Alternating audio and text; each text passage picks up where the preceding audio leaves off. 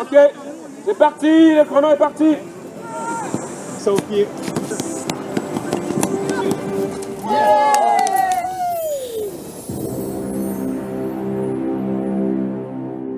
Bonjour à toutes et à tous. Alors aujourd'hui, au menu, partie de soccer estival et on parle de culture, en particulier de la polémique slave-Kanata. D'abord, je vais vous dire que on va mettre une version courte sur Facebook puis une version plus longue sur YouTube.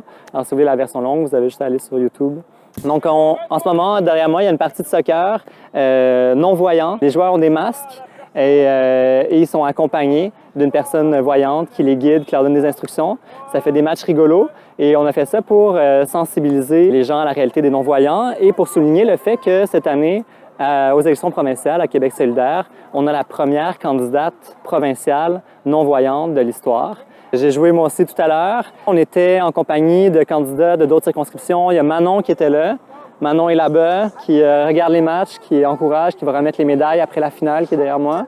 Donc il y avait Ève d'Outremont, on avait donc le candidat d'Arcy McGee, un candidat de Laval, de Montréal-Nord, de Viau. Il y avait plein de monde et c'était très sympathique avec leurs équipes, avec des amis. Il y a des joueurs même des joueurs de soccer qui sont venus participer. Donc c'était très sympa. Deuxième sujet, la culture. Alors, la polémique slave-Kanata fait couler beaucoup d'encre dernièrement. C'est une question complexe sur laquelle je pense qu'il faut être nuancé.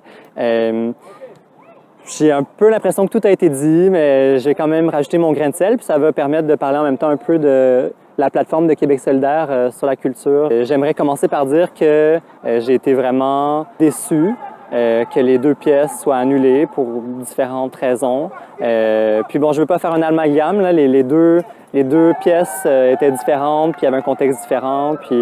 Mais au bout du compte, il y a toujours l'enjeu dichotomique là, entre la liberté artistique et le fait qu'il y a une représentation de la diversité, des minorités. Il faut quand même reconnaître que toute création artistique, toute œuvre d'art est un reflet à travers les yeux d'un artiste de notre société, d'une partie de notre société. Et ce reflet-là, ça cristallise une représentation que nous, ensuite, comme spectateurs, on va utiliser comme élément de notre imaginaire. Puis, éventuellement, s'il y a suffisamment de gens qui se l'approprient, ça devient une représentation qui fait partie de notre imaginaire collectif. Si la création artistique est principalement accaparée par les hommes blancs, bien, forcément, notre imaginaire collectif va devenir jonché de représentations qui ont été conçues dans des cerveaux d'hommes blancs, puis il risque d'y avoir des biais. Et donc, de diversifier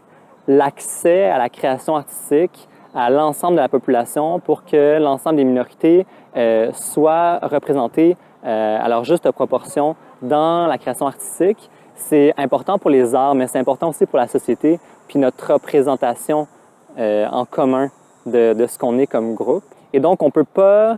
il n'y a aucun des deux extrêmes qui est satisfaisant. On ne peut pas seulement dire la liberté artistique seulement, c'est la seule chose qui compte, et puis on laisse libre champ aux artistes. C'est faire abstraction de déterminants sociaux qui viennent en amont. D'un autre côté, on ne veut pas museler l'art, on ne veut pas le contrôler, on ne veut pas enfreindre la créativité des gens puis de notre société.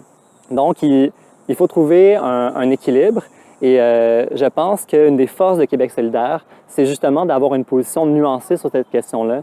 Donc, il faut amener plus de diversité, il faut davantage financer aussi parce que forcément, quand il y a très peu de financement, bien, on a tendance à donner toujours les mêmes personnes et ça crée des clics, ça crée une élite artistique où moi je viens du milieu de la recherche, il y a la même chose en recherche, donc c'est toujours les mêmes personnes qui ont tendance à obtenir les subventions. Et donc il faut augmenter le financement. Québec solidaire propose de créer un nouveau fonds culturel du Québec qui serait beaucoup mieux financé, qui distribuerait davantage d'argent et qui serait plus impartial et soucieux de diversifier le financement. Ce nouveau Fonds culturel du Québec serait financé en partie par des mesures fiscales dédiées. On peut penser par exemple à des taxes sur les fournisseurs d'Internet, de contenu culturel sur Internet, ainsi que des producteurs d'appareils électroniques. Donc, est-ce que le fait d'avoir ce souci-là de la diversité, puis de mieux financer les arts, ça va régler tous les problèmes tels que ceux qu'on vient de vivre avec Slav et Kanata? Bon, il ne faut pas être naïf. Québec solidaire ne pourra pas changer ça instantanément, mais comme je disais tout à l'heure, je pense que juste le fait d'avoir cette sensibilité-là, de sentir qu'il y a un enjeu, de trouver un équilibre nuancé, je pense que c'est déjà beaucoup, puis ça ferait un grand bol d'air frais à l'Assemblée nationale. Donc, si vous avez apprécié la vidéo, aimez, partagez, ça nous aide vraiment pour la campagne. On se voit bientôt. Merci, au revoir. Bonjour, Raphaël Rebello, donc je suis candidat dans UNSIC, la circonscription c'est Crémazie, c'était Crémazie, ça devient Maurice Richard maintenant. Enchanté.